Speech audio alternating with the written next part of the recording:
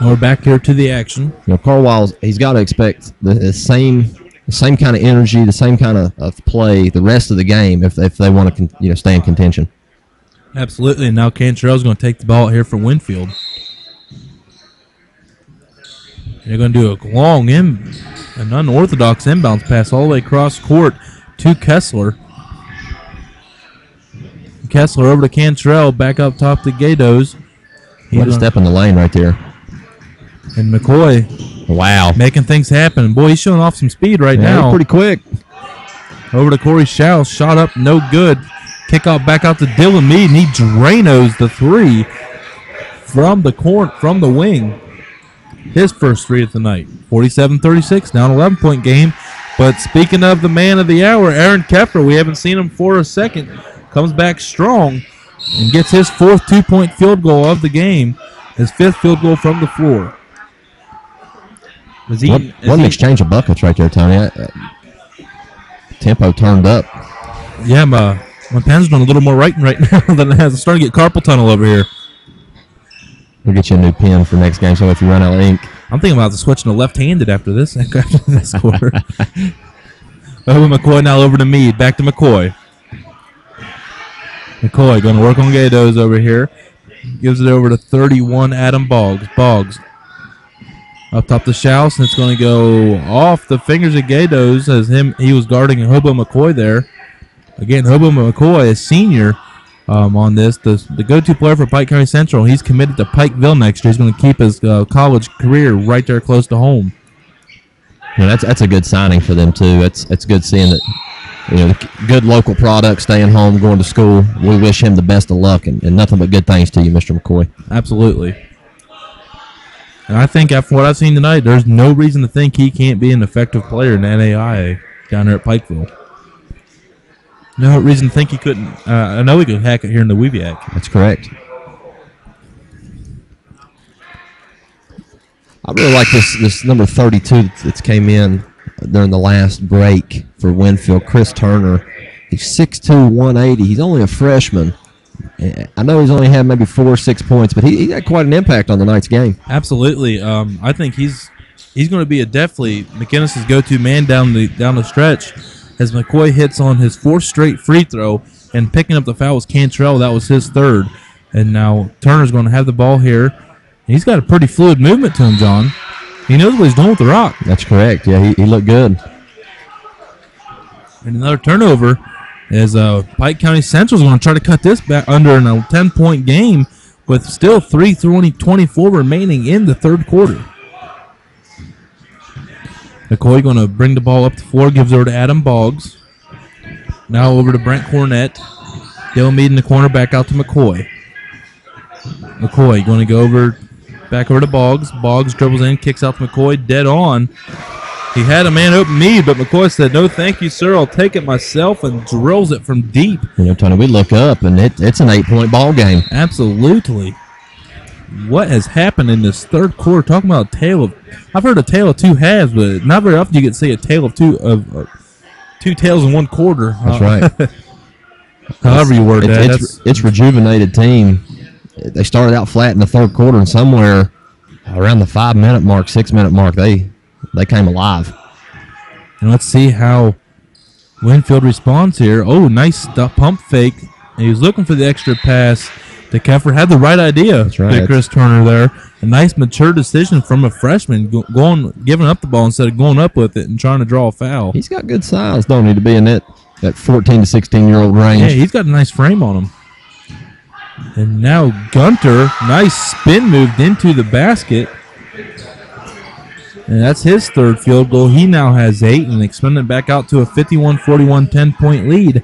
2:30 and counting remaining in the third quarter. Winfield stretched the lead back out to double digits. We're at a 10-point deficit. Adam Boggs trying to get it back out to McCoy, but it was slipped away by Gatos there of Winfield.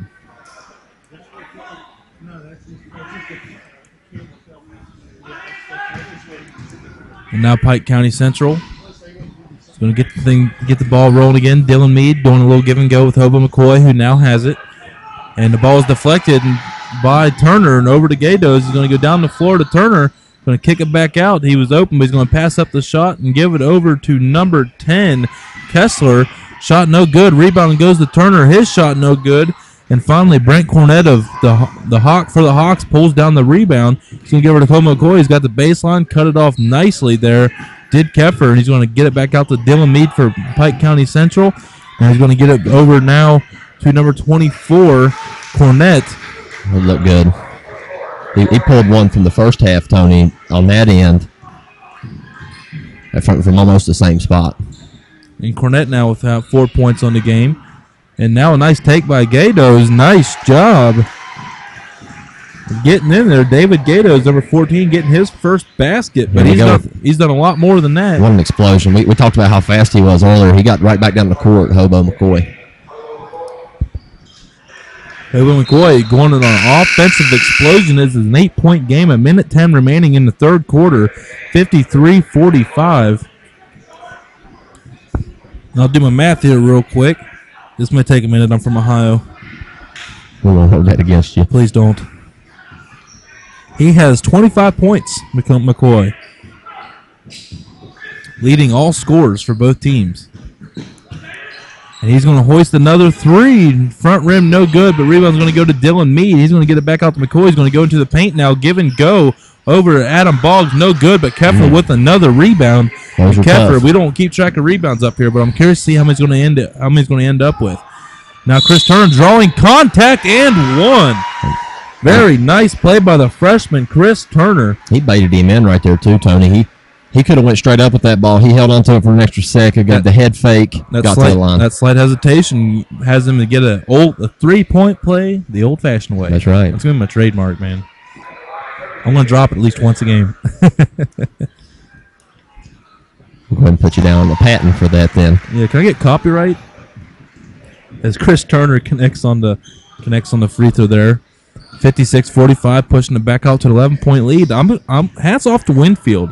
Just holding off a fury of blows right now from Pike County Central. As soon as Pike County Central gets an inch, Winfield just gets it right back, and now McCoy's going to hoist up another jump shot. No good. Rebound's going to go to Corey Schaus, and it was swatted away viciously, but that normally means a foul, and that's the case here too.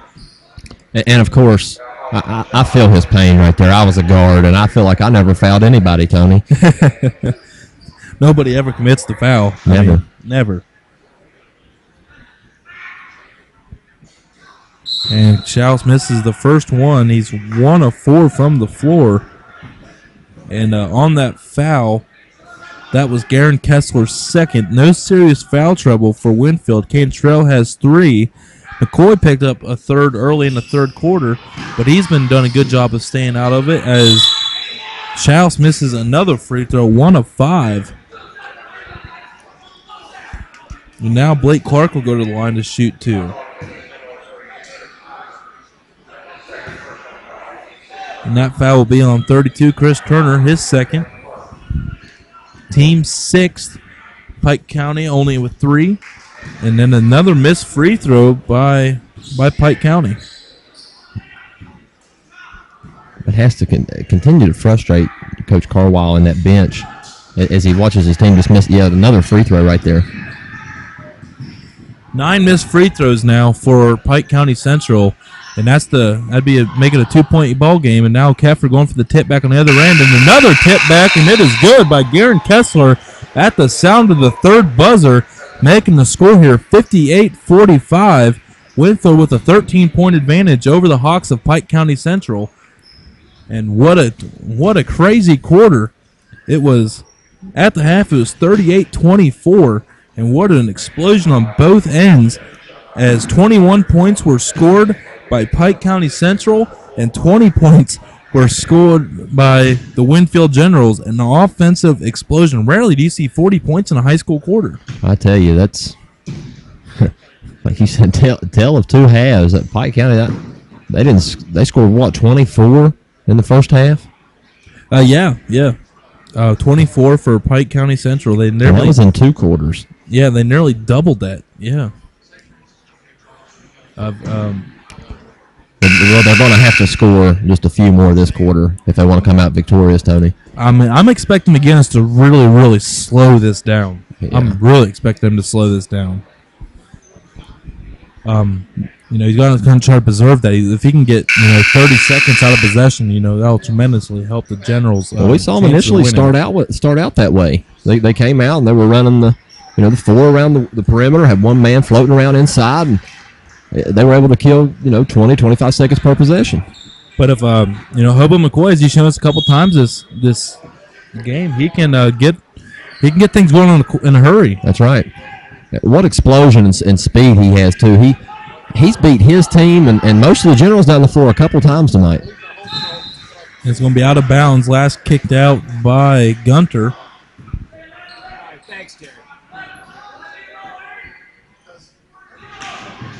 Cornette going to take the ball out here. Fort Pikeville gets it in to Hobo McCoy and swatted away by Chris Turner. That was all ball. McCoy not happy with the call, but looked pretty good on this end of it. Number 23 on the other end, Cantrell hustling down the court to get an easy basket. And yet another hustle play right there. Hustle, even though they... Mr. Powell, yes, sir. Diving in there to deflect that ball. Just getting all in there. If you had to guess, I would sit here and say Winfield has hustled just a little more than Pike County Central, and look at the team that's ahead by 15. That's right. We talk about it all the time, Tony. What a difference that makes in most ball games. That could be the deciding factor. Yeah, 60-45 again is the score. 7:32 remaining in the game here in the fourth and final corner. Pike County Central desperately need to get something going here in a hurry, because the possessions are going to be getting slimmer and slimmer and fewer as later in this quarter we go into it. Well, they look ready, Pike County Central, as they're the first one to break the huddle.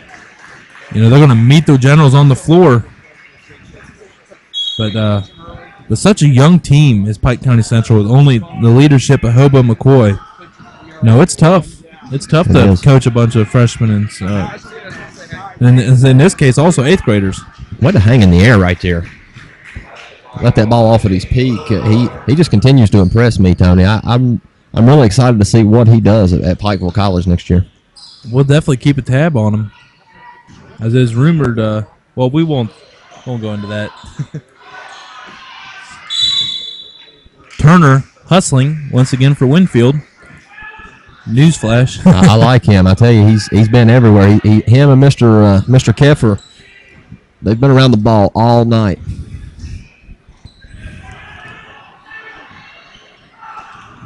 Now McCoy has it deflected away. We're going to have a reach-in foul here by Corey Schaus. That'll be his second. And now 15th foul on the Hawks. Pike County needs to keep their composure here, Tony. It's a 13-point ball game. We've seen a lot bigger comebacks and wild things happen. Just keep playing the possession they have. You may not get the next one, but you got the one that you're in right now. Absolutely. And Winfield's going to try to make them pay for that turnover right here. As Chris Turner's going to go strong, hanging up nice, but staying with it, getting his own rebound and padding the stats for himself. As Turner's, he now has 9 off the bench for the Generals. Yeah, that looked good, Tony. He stuck with it. That's great out of that freshman. I know Mr. McGinnis on that sideline has to be excited. And now McCoy filling it up for 3, his 4th one of the afternoon. Ladies and gentlemen, that was deep. And now on the other end, Keffer coming right back down. The 2 top scorers going at it once again. Now McCoy is going to bring the ball down the floor. He's going to find Dylan Meade open for 3. He hits another one.